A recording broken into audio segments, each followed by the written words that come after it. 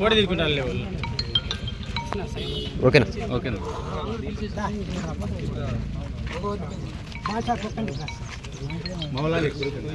ఓకేనా? ఓకేనా?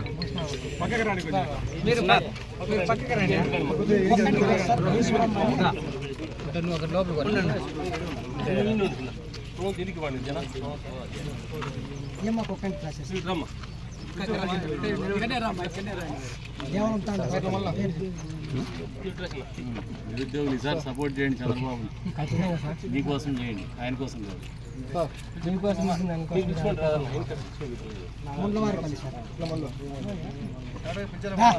ఓకే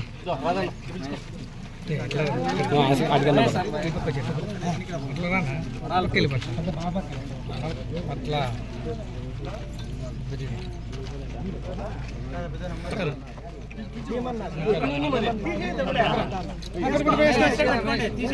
అందరూ ఒకసారి నిలబడి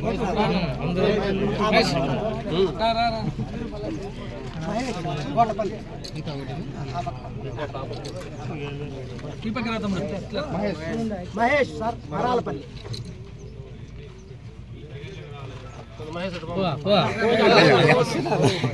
బాబు ఓకేనా? ఓకేనా?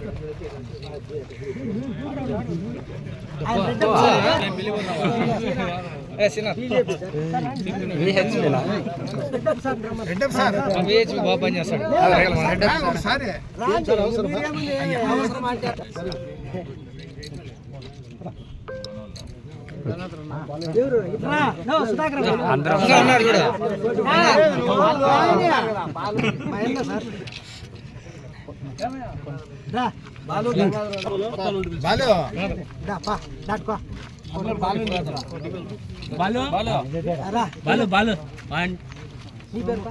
సోము దేవాలయం తాండ సార్.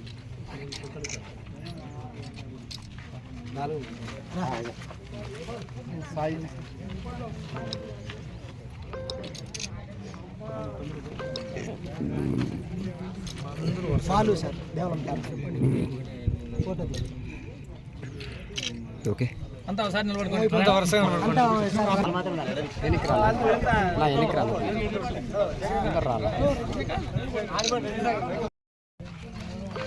సార్వత్రిక ఎన్నికల సమరం మొదలైంది. ఎన్నికల ప్రచారం కూడా మొదలుపెట్టినాం.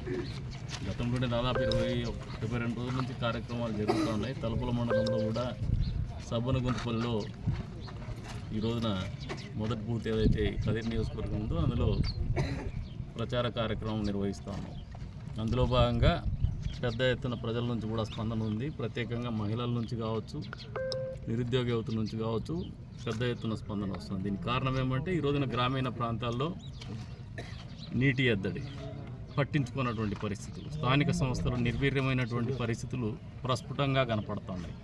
ఓ సర్పంచ్ అనే అతను సబ్బనగుంతపల్లిలో ఈ రోజున మహిళలు ఖాళీ బిందెలతో చూసి నేను దాదాపు 10 సంవత్సరాల పైన అవుతుంది. ఈ రోజున మళ్ళీ 10 సంవత్సరాల తర్వాత ఖాళీ బిందెలతో మహిళలు రోడ్డు ఎక్కేటువంటి పరిస్థితి సబ్బనగుంతపల్లి రెడ్డివారిపల్లిలో. ఎందుకు వచ్చింది ఈ పరిస్థితి? ఏదైతే జగన్మోహన్ రెడ్డి స్థానిక సంస్థల నిధులను కూడా వాడేసి నిర్వీర్యం చేసినాడో, సర్పంచులకు కేవలం పదవులు ఉన్నాయి కానీ నిధులు లేనటువంటి పరిస్థితులు కల్పించినాడో దాని ప్రతిఫలమే ఈ రోజున మహిళలు రోడ్డు ఎక్కేటువంటి పరిస్థితులు అన్ని గ్రామాల్లో కనపడతా ఉన్నాయి. ఏదైతే గ్రామ స్వరాజ్యం కావచ్చు, గత ప్రభుత్వంలో తెలుగుదేశం ప్రభుత్వం హయాంలో పంచాయతీరాజ్ శాఖ మంత్రిగా ఉన్నటువంటి నారా లోకేష్ గారు చూపినటువంటి చొరవతో పెద్ద ఎత్తున సీసీ రోడ్లు వేయడం జరిగింది. అదే రకంగా నీటి వసతి కల్పించడం జరిగింది. వేస్ట్ మేనేజ్మెంట్ సిస్టమ్ కూడా తీసుకురావడం జరిగింది. అదే రకంగా గోశాలలు నిర్మించడం కూడా జరిగింది. ఇవన్నీ కూడా పెద్ద ఎత్తున గ్రామీణాభివృద్ధి కార్యక్రమం జరిగినటువంటి పరిస్థితులు ఒకసారి 5 సంవత్సరాల కాలంలో చూస్తే ఈ గడిచిన 4 సంవత్సరాల 9 నెలల కాలంలో ఎక్కడ కూడా గ్రామీణ ప్రాంతంలో ఒక్క మచ్చుగా అభివృద్ధి జరిగినటువంటి కార్యక్రమం కనపడనటువంటి పరిస్థితి. కరువు పెద్ద ఎత్తున విలయతాండవం చేస్తుంది. వర్షాభావ పరిస్థితులు నెలకొన్నాయి.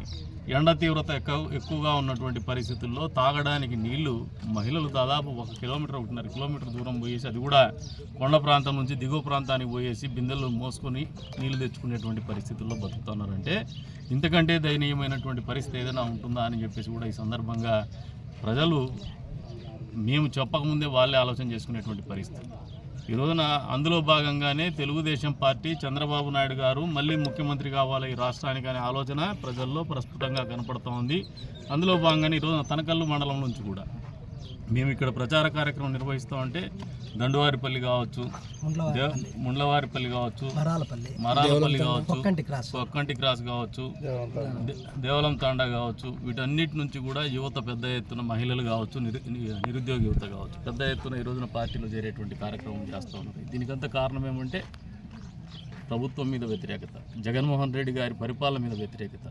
ఈ నియోజకవర్గంలో మరింత చైతన్యం ఉన్నటువంటి ప్రజలు నివసించేటువంటి కదిరి నియోజకవర్గం ఇక్కడ నుంచి పక్కకు పోతే నడుచుకొని పులందలేకపోతుంది జగన్మోహన్ రెడ్డి గారి నియోజకవర్గంలో. ఇక్కడ ఇంత వ్యతిరేకత కనపడతా ఉందంటే జగన్మోహన్ రెడ్డి గారికి రాష్ట్ర వ్యాప్తంగా ఎంత పెద్ద ఎత్తున వ్యతిరేకత ఉందో ఖచ్చితంగా వచ్చే ఎన్నికల్లో ప్రజలు బుద్ధి చెప్పేటువంటి పరిస్థితులు ఉన్నాయి.